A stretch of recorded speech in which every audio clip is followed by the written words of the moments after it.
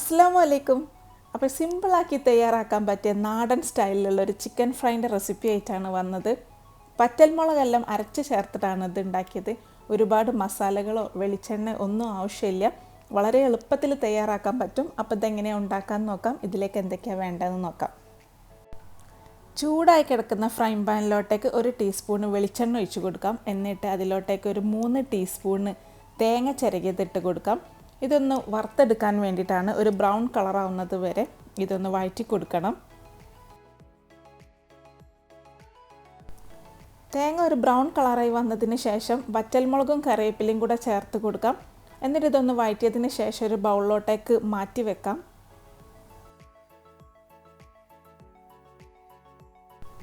Chicken എടുത്തിട്ടുണ്ട്. 1 kg ചിക്കനാണ് എടുത്തത്. ചെറിയ പീസാക്കിയിട്ടാണ് കട്ട് ചെയ്തത്.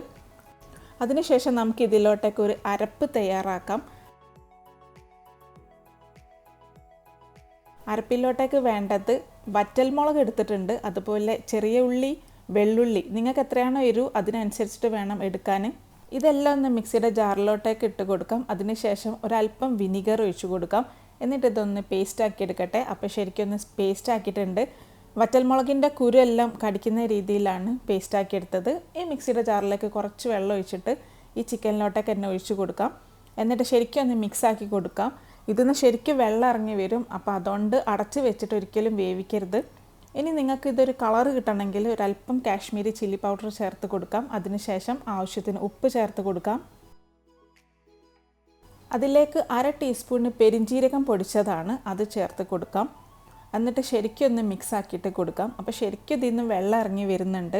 അപ്പോൾ അടച്ച് വെച്ചാൽ നിങ്ങൾക്കറിയാൽ ഒരുപാട് വെള്ളം ഇറങ്ങി വരും. അപ്പോൾ ഇതിൻ്റെ വെള്ളമെല്ലാം ശരിക്കും ഒന്ന് വറ്റി വരട്ടെ.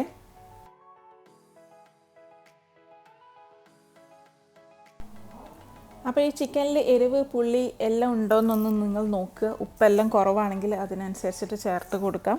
ഇനി ഇതിൻ്റെ വെള്ളം ഒന്ന് ശരിക്കും വറ്റി വരട്ടെ. അപ്പോൾ ഈ ചിക്കൻ്റെ വെള്ളമൊക്കെ വറ്റി വരാൻ സമയമെടുക്കും. അപ്പം നമുക്കൊരു ചെറുതായിട്ടൊരു പണിയുണ്ട്.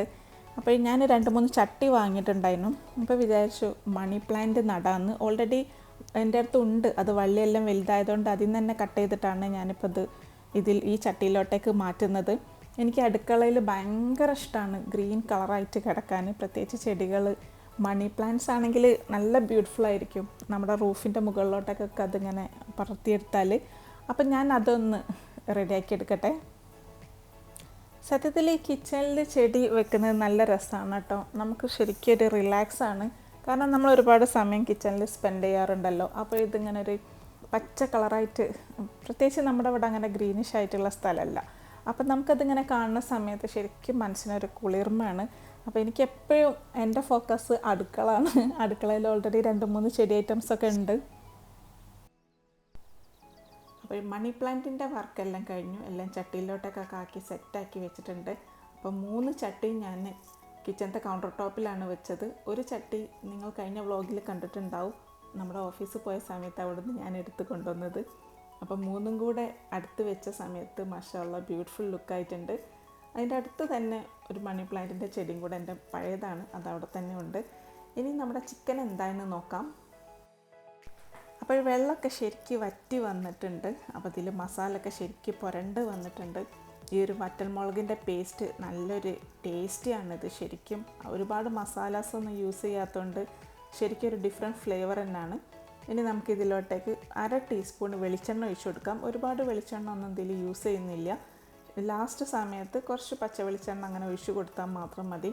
അപ്പോൾ ശരിക്കും നല്ലൊരു ടേസ്റ്റാണ്. ഇനി നമുക്കിതൊന്ന് സെർവ് ചെയ്യാം. വീട്ടിൽ ഗസ്റ്റൊക്കെ വരുന്ന സമയത്ത് സെർവ് ചെയ്യാൻ പറ്റിയ നല്ലൊരു ചിക്കൻ ഫ്രൈ തന്നെയാണ് കേട്ടോ ഇത്. ശരിക്കും ആ ഒരു മസാല എല്ലാം പുരണ്ട് ആ ഒരു ഫ്ലേവർ, പ്ലസ് ഒരുപാട് വെളിച്ചെണ്ണ ഒന്നും യൂസ് ചെയ്യാത്തതുകൊണ്ട് ഒരു ഓയിലായിട്ടുള്ളൊരു ചിക്കൻ ഫ്രൈ ആയിരിക്കുമല്ലോ ഇത്. അപ്പോൾ ശരിക്കും നല്ലൊരു ടേസ്റ്റാണ്. അതുപോലെ നേരത്തെ വറുത്ത് വെച്ച തേങ്ങ ഇതിൻ്റെ മുകളിലോട്ടേക്ക് ഫൈനലായിട്ട് എപ്പോഴാണോ സെർവ് ചെയ്യുന്നത് ആ ഒരു സമയത്ത് ഇട്ട് കൊടുത്താൽ മതി. അപ്പോൾ നിങ്ങൾക്ക് എല്ലാവർക്കും ഇഷ്ടപ്പെട്ടിട്ടുണ്ടാവുമെന്ന് വിചാരിക്കുന്നു. അപ്പം നിങ്ങൾക്ക് ഇഷ്ടപ്പെട്ടെങ്കിൽ ഫാമിലിക്കും ഫ്രണ്ട്സുകൾക്കൊക്കെ ഷെയർ ചെയ്ത് കൊടുക്കുക. ഇനിയും നല്ല നല്ല റെസിപ്പി ആയിട്ട് ഞാൻ ഇനിയും വരുന്നതായിരിക്കും. അസ്സലാമു അലൈക്കും. അപ്പോൾ നിങ്ങൾക്ക് ഇഷ്ടമായാലും നല്ല ഫീഡ്ബാക്ക് ചെയ്യാൻ മറക്കരുത്. ബൈ.